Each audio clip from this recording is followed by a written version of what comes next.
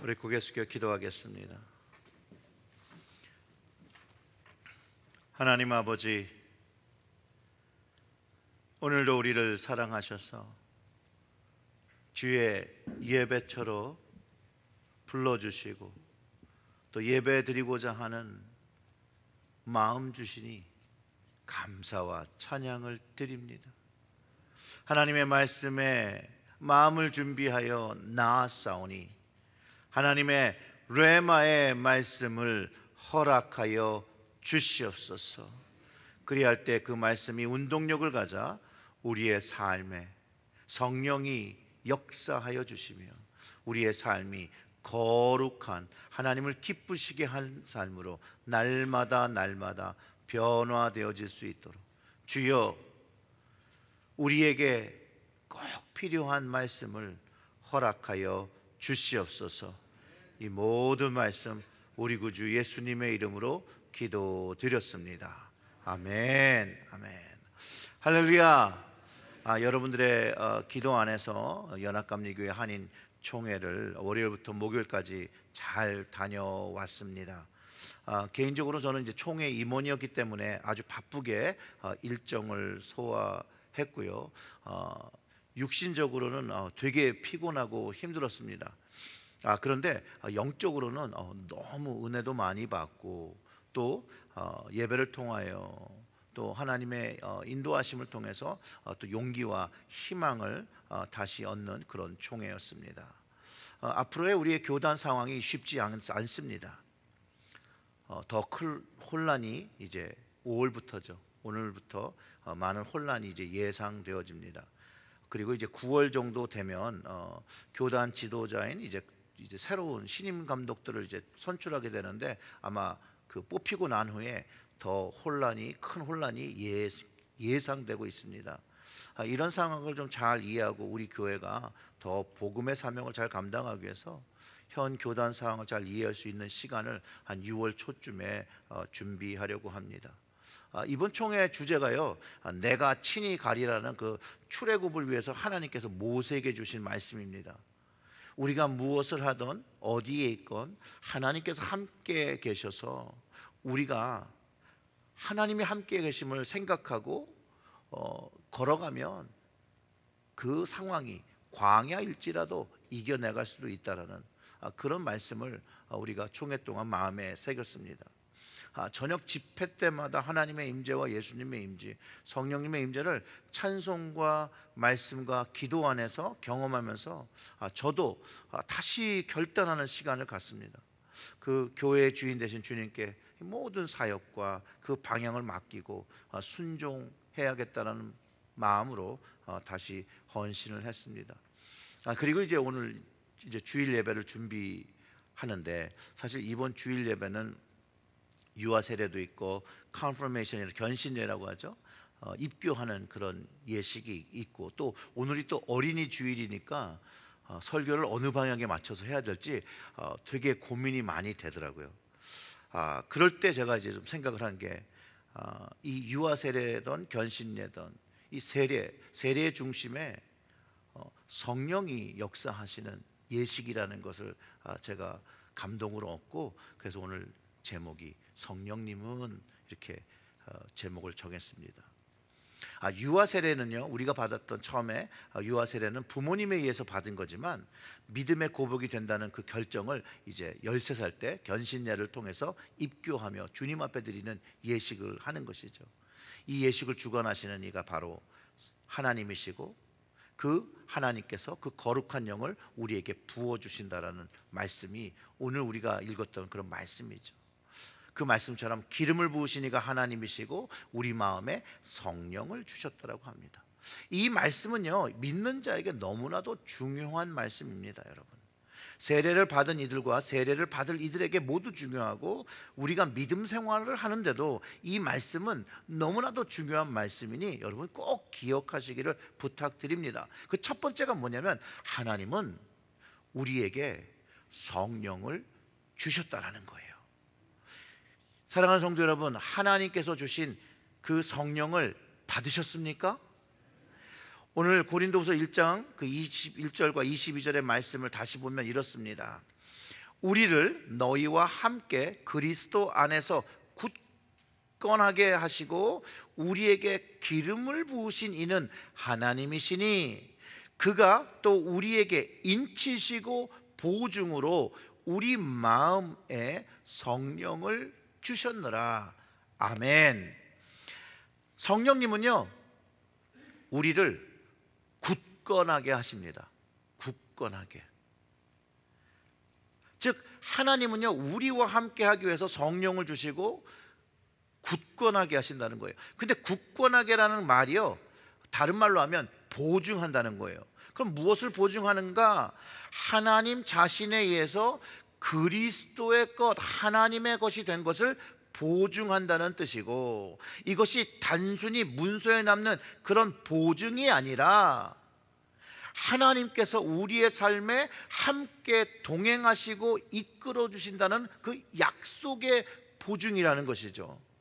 성령님이 우리 마음에 계셔서 우리를 이끌어 주시고 우리가 주님을 닮아 살아갈 수 있는 그 닮는 능력을 성령님께서 우리에게 공급하신다는 그런 의미입니다.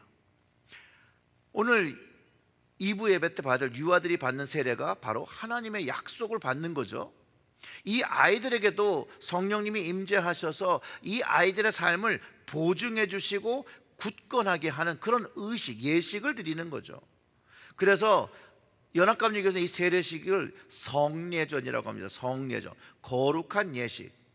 이 거룩한 예식이 왜 거룩하냐? 하나님께서 하시고 하나님께서 주시는 그 거룩한 영이 임한다는 예식을 의미하는 것이죠. 그래서 감리교인들은 세례가 하나님의 임재로 세례받은 사람과 아이들 삶 속에서 역사되는 것을 부모와 교회가 함께하여서 거룩한 공동체를 만드는 것이라고 우리는 이해합니다.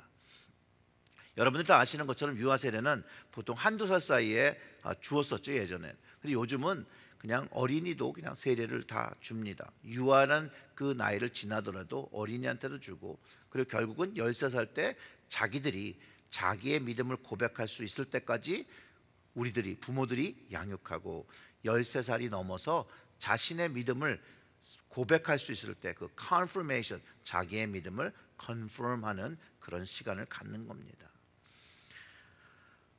여러분들은 다 세례 받으셨습니까? 세례 안 받으셨어요? 여러분들은 예수 그리스도 안에서 성령을 받아 세례 받을 때 굳건하게 하나님의 약속을 가졌다라는 거예요. 그리고 그것이 사명이 되어서 살아야 한다라는 것이죠. 세례 받은 이가 가진 사명이에요. 세례는 단순한 예식이 아닌, 이 세례를 통해서 우리가 내가 누구인지, 나의 삶의 목적이 무엇인지를 깨닫게 하는 예식이에요.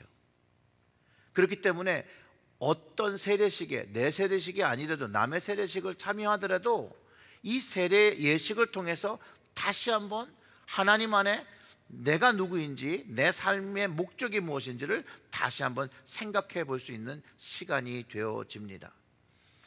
우리 모두는요, 하나님과의 언약으로 이 체리힐 제일 교회로 거룩한 공동체를 이루고 있습니다. 그리고 우리의 공동체는 믿음은 주님을, 예수 그리스도를 고백하는 믿음으로 모여 있습니다. 이것이 철저하게 고백되어져야 됩니다.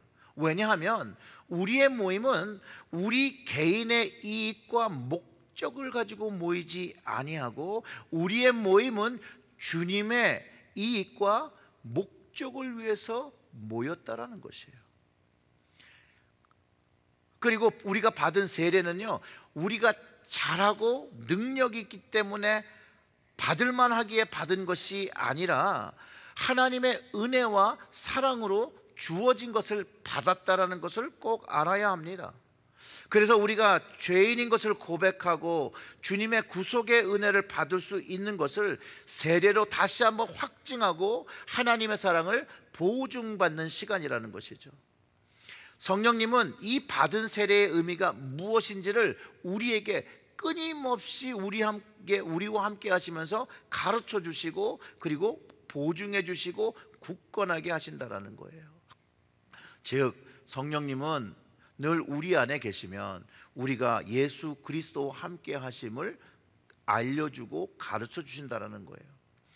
세례는요, 나의 허물과 죄를 인정하고 나의 죄와 허물을 사하여 주신 예수 그리스도를 따라 살겠다라고 고백하는 시간이에요. 근데 그 고백이 그냥 나 혼자 기도하면서 하는 게 아니라 대중 앞에서, 퍼블릭 앞에서 그렇게 살겠습니다 라고 고백하는 시간이라는 거예요.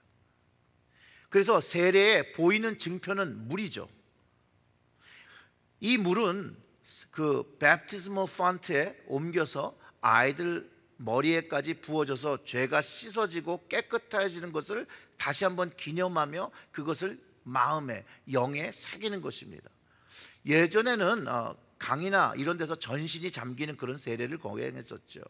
그러나 기본의 뜻과 의미는 물의 양, 그리고 사람이 잠기는 그 양과 시간에 달린 것이 아니라, 여러분, 세례는 하나님이 하신다라는 거예요. 하나님이 하신다는 것이 더 중요하기 때문에 세례가 사람의 손을 통해서 이루어지는 것이 아니라 하나님의 손에 의해서 행해지는 것을 여러분 믿을 때 하나님의 역사가 경험됨을 믿으시기를 주님의 이름으로 축원합니다. 오늘 말씀 속에서 그 기름을 부으신 이가 하나님이죠. 하나님의 그 기름 부으심이 나에게 경험되어진다는 거예요. 하나님의 역사가, 그분의 터치가 경험되는 것이에요. 목사인 제가 내가 성부와 성자와 성령의 이름으로 세례를 주노라 하는 그 말을 선포할 때 단순히 머리에 물을 적시는 것이 아니라 그 순간에 하나님께서 기름을 부어주신다는 것이에요. 그로써 굳건한 약속을 얻게 되고 하나님 나라의 자녀로서 그 삶이 시작됨을 알려주는 것이죠. 즉 세례의 중심적인 메시지는 세례를 받은 사람의 삶이 하나님의 사랑과 은혜에 붙잡힌 바 된다는 것을 가르쳐주고 있다는 거예요. 그래서 오늘 본문의 말씀이 우리를 너희와 함께 그리스도 안에서 견고케 하시고 굳건하게 하시고 우리에게 기름을 부으신 이는 하나님이시니 그가 우리에게 인치시고 보증으로 우리 마음에 성령을 주셨느니라 하신 그 말씀에 계신 하나님이 우리의 삶에서 경험된다라는 거예요. 우리의 삶을 통해서 그것들이 경험되어지는 것을 말해주는 것이에요. 그렇기 때문에요, 세례는요 한 번 치러진 일회성의 예식이 아니에요. 세례는요 우리의 삶에서 성령님을 경험하며 하나님과 동행하는 삶의 시작이라는 거예요. 시작. 유진 피터슨이라는 분이 말하기를 우리의 삶의 여정은 한 방향으로만 가는 아주 길고 천천히 걷는 걸음입니다. 삶의 여정은 길고 아주 천천히 걸어갑니다. 결혼을 한번 생각해 보세요. 한 쌍의 부부가 결혼을 하고 부부란 연으로 묻고 삶이라는 것으로 이제 풀으며 살게 됩니다. 맞죠? 한 쌍이 부부가 아내와 남편으로 연결되어서 죽음이 갈라놓을 때까지 산다라고 예식에서 서약을 하게 됩니다. 죽음이 갈라놓을 때까지라고 언약을 한 것이죠. 이것은 영적인 연합을 말합니다. 몸과 마음과 영까지 연합된 것이기 때문에 결혼은 너무나도 중요하고 값진 것입니다. 여러분 한번 잠시 생각해 봅니다. 결혼이 일회성 이벤트입니까? 교회 또는 예식장에서 치러진 한 번의 예식입니까? 아니라는 거죠. 결혼식은 새로운 삶의 문을 활짝 열어놓는 비기닝이라는 거예요. 시작이라는 거예요. 그리고 이제 결혼한 부부가 삶을 함께 살아가는 것이라는 것이죠. 그렇기 때문에 결혼은 삶의 여정과 전체를 의미한다고 이 유진 피터슨 목사님 말씀하셨는데 세례도 그와 똑같다라는 거예요. 결혼이 일회성 이벤트가 아니고 결혼한 후에 서로에게 영향력을 끼치고 사는 거죠. 좋은 영향력을 끼칠 수도 있고 나쁜 영향력을 미칠 수도 있어요. 어쩌면 다 여러분들 살아보면서 경험해 보는 것이 아닙니까? 근데 상상을 한번 해보세요. 결혼을 했는데 배우자가 나를 너무 힘들게 해요. 매일 화내고 짜증내고 술 먹고 때리고 소리 지른다라면 그 결혼이 어떻겠어요? 그 결혼의 영향력이 어떻겠어요? 너무나도 안 좋은 영향력을 갖겠죠. 우리 현실의 결혼은 두 가지, 좋은 영향력도 받고 나쁜 영향력도 받을 수 있어요. 이 두 가지를 다 가지고 살아갈 수 있어요.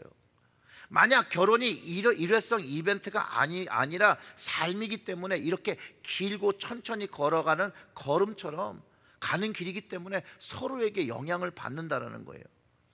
세례도 마찬가지라는 거예요. 이것이 일회성 이벤트가 아닌 결혼과 같은 삶의 여정이라는 거예요. 근데 배우자가 다르다는 거죠. 배우자가 신랑 대신 주님, 완전하신 하나님이시기 때문에 그 하나님과 묶여 살면 좋으신 하나님의 선한 영향력만을 받으며 살기 때문에 그 하나님과 함께하는 삶은 선한 영향력으로 변화되어진다는 것을 가르쳐주고 있다는 거예요. 그래서 우리는 사실은 이 세례를 하나님과의 영적 결혼이라고 표현해도 저는 좋을 것 같습니다. 그리고 아이들이 부모님을 통해서 이 영적 신앙적인 영향력을 자신의 믿음으로 고백할 때까지 경험하게 되는 것이죠. 여러분, 성경도 하나님이 남편 되신다라고 구약에서 이사야 54장 5절에 이는 너를 지으신 이가 내 남편이시라 그의 이름은 만군의 여호와시며 내 구속자는 이스라엘의 거룩한 신이시라 그는 온 땅의 하나님이라 일컬음을 받을 것이라 이러면서 하나님이 우리의 남편 되심을 말해주고 있고, 신약에서도 계시록 19장 7절에 우리가 즐거워하고 크게 기뻐하며 그의 영광을 돌리세 어린 양의 혼인계약이 이르렀고 그의 아내가 자신을 준비하였으므로 라고 말하면서 우리가 하나님과 주님과 영적인 결혼의 관계로 살아가는 것을 설명하고 있다는 거예요. 그리고 지금부터 영원까지 하나님께 묶임바 되어 가는데, 묶임바 되어 선한 영향력을 받으며 살아가는데 그것이 언제 시작되냐? 세례라는 그 고백, 그 예식을 통해서 시작된다라는 것이에요. 그 후에 하나님을 매일의 삶에서 경험하는 것이라는 거예요. 그때 그 매일 하나님과 살아갈 때 그 영향력을 받게 된다라는 것이죠. 오늘 말씀이요, 성령님이 우리의 마음에 부어져서 매일의 삶에서 하나님을 경험하고 주님을 가까이하고 주님을 닮아가며 주님의 모습, 그 거룩함을 경험하는 것이라고 가르쳐주고 있다라는 것이에요. 그러기 위해서 성령님은 어디에 계시냐? 우리 마음속에 거하신다라는 거예요. 성령님은 우리 마음속에, 내 마음속에 거하는 거예요. 성령님이 우리 마음에 계시면 여러분 어떤 일이 일어날까요? 이탈리아의 안제라는 사람이 이렇게 얘기를 해요. 성령이 어떤 사람의 영혼에 부어지면 성령은 그 사람의 외양도 완전히 정숙하게 한다. 이 일이 일어나지 않는다면 그것은 거짓일 뿐이다. 즉 성령이 임하시면 우리의 마음도 바뀌고 우리의 외적인 그 삶의 모습도 바뀐다라는 것이에요. 마음에 부어진 성령님으로 인해서 그 삶의 외적 모습까지 변해야 성령님께서 그 마음에 부어진 사람이라고 말해주고 있다는 것이죠. 사랑하는 성도 여러분, 우리는 진실로 성령을 우리 마음에 받은 사람들입니까? 근데 만약에 우리의 삶의 외적 모습이 변하지 않았더라면 우리는 우리 마음에 부어진 그 성령님의 말씀에 순종하지 않고 있다는 것을 가르쳐 줄 수 있다는 거예요. 반드시 부어졌는데 내가 내 외향이 바뀌지 않고 있다는 것은 내가 순종하지 않거나 내게 성령이 없거나 둘 중에 하나죠. 그죠? 그렇기 때문에 내 스스로 성령을 받았다고 할지라도 다른 사람들이 그 변화의 모습을 전혀 경험하지 못하고 있다면 그 거짓된 영에서 벗어나서 참된 성령님을 받고 내 안에서 하나님의 뜻과 하나님의 것을 가르쳐 주시는, 그래서 그것을 순종하길 원하여 끊임없이 우리에게 말씀하시는 그 성령님께 순종해야 한다는 거예요. 그 성령님이라는 거예요. 그 성령님이 내 안에 있어야 되는 것이죠. 여러분, 사도행전에 이런 얘기가 있습니다. 사도행전 18장 24절에 아볼로라는 사람이 등장을 하는데 이렇게 설명하죠. 알렉산드리아에서 난 아볼로라 하는 유대인이 에베소에 이르니 이 사람은 언변이 좋고 성경에 능통한 자라. 그가 일찍이 주의 도를 배워 열심으로 예수에 관한 것을 자세히 말하며 가르치나 요한의 세례만 알 따름이라. 이렇게 기록하고 있어요. 이 아볼로라는 사람이 얼마나 성경에 능통했는지 고린도 교회에서는 아볼로파가 생길 정도로 영향력을 끼쳤던 인물이에요. 어떤 성경학자들은 이 아볼로가 히브리서의 저자가 아닐까라는 그런 추측도 하고 있습니다. 어떻게 보면 지식적으로는요, 사도 바울과 어깨를 나란히 견주는 그런 인물 중에 하나입니다. 근데 브리스길라와 아굴라가 그가 복음 전파하는 것을 듣고 데려다가 하나님의 도를 더 정확하게 물어 가르쳐주고 그것을 성경에 기록하고 있어요. 그 후에 아볼로가 더 깊은 복음의 이해를 가지고 믿는 자들에게 많은 유익을 끼치고 전도했다라고 사도행전에 기록하고 있습니다. 그런데 이 아볼로와 바울의 차이가 있는데, 바울이요 에베소에서 어떤 제자들을 만났어요. 근데 이들도 요한의 세례를 받고 주의 도를 이해했다는 것을 말하고 있는데, 말을 곰곰이 들어보면 이 사람들은요 아볼로의 영향을 받았던 주의 제자들이었던 거예요. 그래서 바울이 이렇게 질문을 해요. 사도행전 19장 2절과 3절에 이렇게 얘기해요. 이르되 너희가 믿을 때에 성령을 받았느냐? 이르되 아니라 우리는 성령이 계심도 듣지 못하였노라. 바울이 이들에 그러면 너희가 무슨 세례를 받았느냐? 대답하되 요한의 세례니라. 아볼로랑 이렇게 겹치는 게 있죠. 그래서 바울이요 세례 요한이 한 말을 인용하면서 주의 세례를 받아야 한다라고 가르쳐줘요. 그게 4절과 5절인데 이렇게 얘기해요. 바울이 이르되 요한이 회개의 세례를 베풀며 백성에게 말하되 내 뒤에 오시는 이를 믿으라 하였으니 이는 곧 예수라 하거늘 그들이 듣고 주 예수의 이름으로 세례를 받으니라고 기록하고 있다라는 거예요.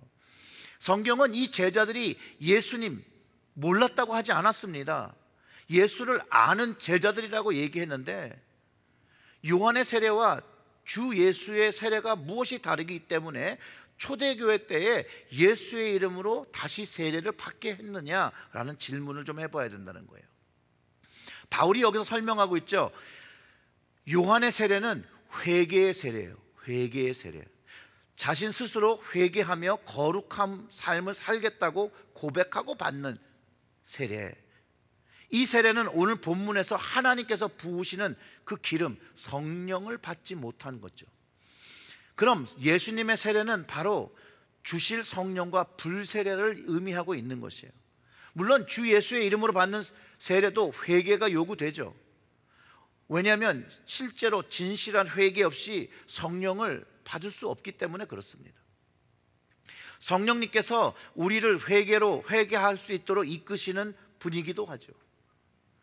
예수 그리스도의 이름으로 세례를 받으면 새로운 삶을 살기를 약속하게 되는 것이에요. 이 회개의 고백은 요한의 세례와 주 예수의 이름의 세례는 같아요. 다른 점이 하나 있다면 성령이 마음에 부어진다라는 거예요. 그리고 그 성령을 부으시니까 하나님이시라는 거예요. 그래서 그 사도행전에서는 제자들이 자신들의 잘못을 알고 있던 부분을 다시 잘못 알고 있던 걸 깨닫고 자진하여 세례를 받습니다. 그래서 그런지 예수님이 우리에게 물과 성령으로 세례 둘 다 받아야 된다고 가르쳐 주신 것 같아요. 그래야 우리 마음에 성령이 계시고 그 성령께서 우리를 거룩한 변화를 일으킬 수 있게, 주님을 닮아갈 수 있게, 하나님께 순종할 수 있게 우리를 도우신다는 것이죠. 결국 이것이 예수 그리스도를 구주로 고백하고 받은 세례가 있을 때 그 믿음의 증거가 그 마음속에 있다는 것을 가르쳐 줍니다. 세례는 우리가 살고 있는 그 세례는 죄의 용서와 씻음, 그리스도를 쫓아 삶을 사는 서약하는 행위죠. 이게 물 세례를 받는 사람, 이 서원이 정말 자발적인 행위라면 성령 세례는 예수 그리스도와 자신과 하나님과 함께 내적 연합을 경험하는, 어떻게 보면 실제적인 세례라고 저는 봅니다.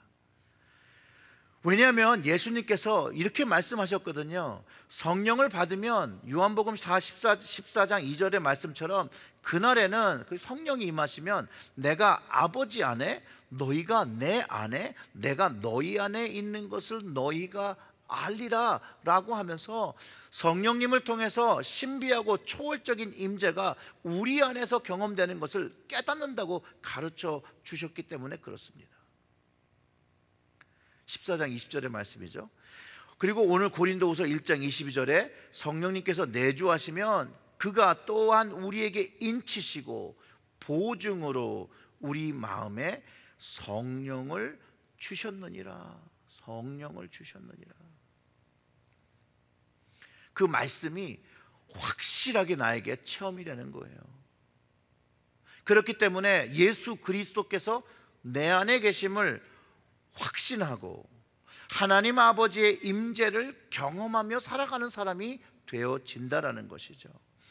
결국 성령님께서 그 마음의 임재됨을 경험함으로 인해서 주님의 사랑을 느끼게 되고, 주님의 사랑을 느낄 때 아버지 하나님의 사랑을 느끼게 되고, 성령님의 사랑도 동시에 경험하게 된다라는 것이에요.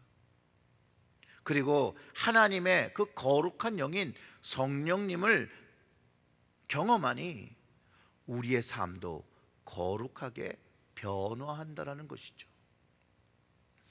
그래서 성령을 받아 굳건한 보증된 믿는 자의 삶을 우리는 살아내야 한다는 거예요. 누구와 함께요? 하나님과 함께, 예수님과 함께, 성령님과 함께. 성령님의 임재와 그 체험으로 살아계신 주님과 교통하는 거예요.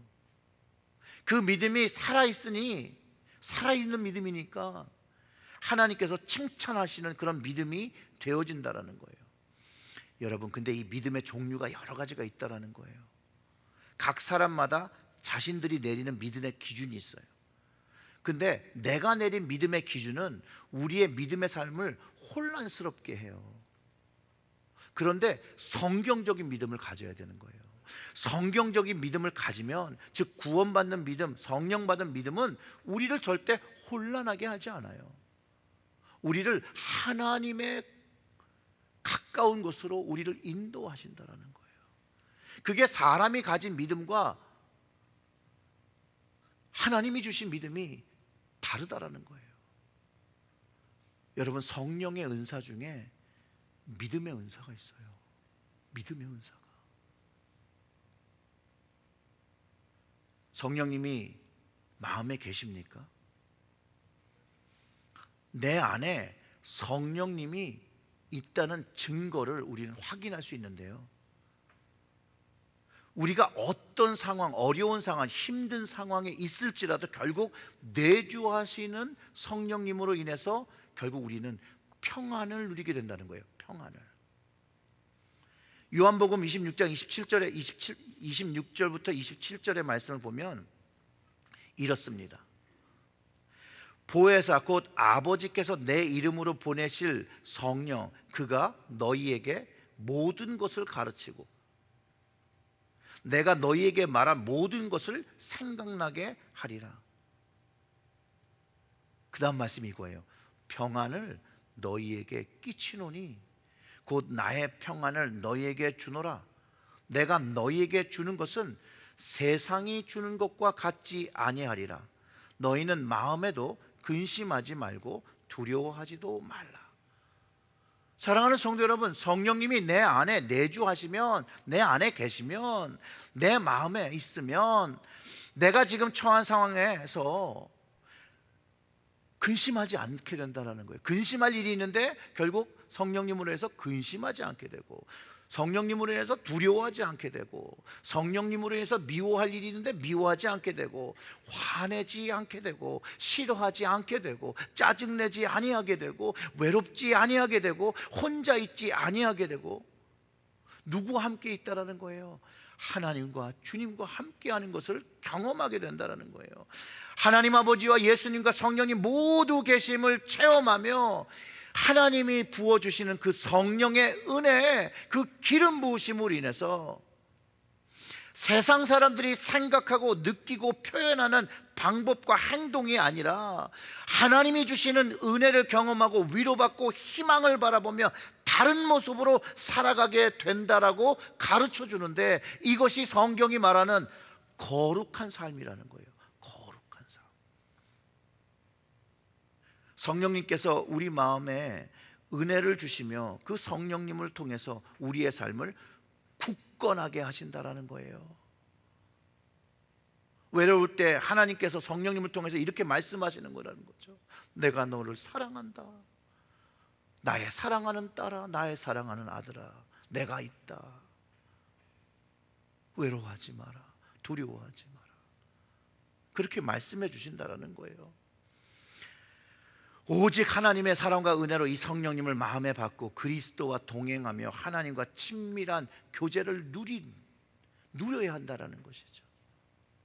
그것을 누릴 때 하나님께서 기뻐하시는 거룩한 삶을 우리가 살아가게 되는 것이고, 그것이 믿음의 고백인 예식인 세례로부터 예수 그리스도를 보는 그날까지 계속해서 우리가 경험된다라고 성경의 말씀이 가르쳐 주는 것입니다. 사랑하는 성도 여러분, 이 하나님께서 기뻐하시는 이 거룩한 삶, 마음에 성령이 부어진 그 부어진 삶 살아가며 하나님과 친히 함께 동행하며 역사하시는 삶을 살아가시기를 주님의 이름으로 축원합니다. 아멘. 하나님 아버지, 오늘 이 말씀을 듣고 우리 마음에 성령이 부어진 것, 예수 그리스도를 고백하며 우리가 이미 받은 세례를 통해서도 하나님께서 성령을 부어주신 것, 그것을 다시 한번 기억하게 하시고 내 안에 있는 성령님께 순종하며 그 성령님을 바라보며 우리의 삶이 변화할 수 있도록 도와주시옵소서. 이 시간 또